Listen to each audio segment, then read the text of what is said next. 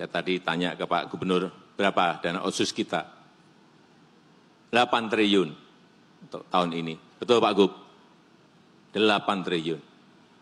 Plus APBD 9 triliun, berarti 17 triliun. Dan tentu saja APBD di kabupaten dan kota yang ada di Provinsi Aceh ini. Saya hanya ingin mengatakan bahwa apapun yang namanya pengelolaan anggaran itu sangat penting sekali. Penting sekali. Uang 17 triliun itu juga uang yang sangat gede sekali. Plus APBD yang ada di kabupaten dan kota. Tetapi bagaimana tata kelolanya, bagaimana governance-nya.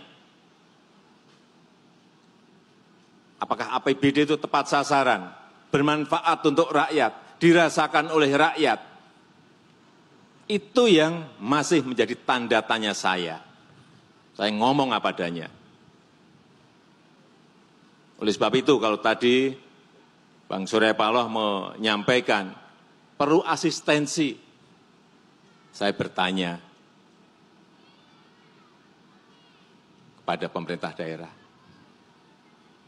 perlu enggak?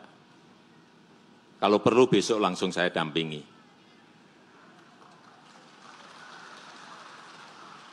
Jangan ngomong ya, nanti kita beri asistensi, kemudian di bawah tidak mau di birokrasinya.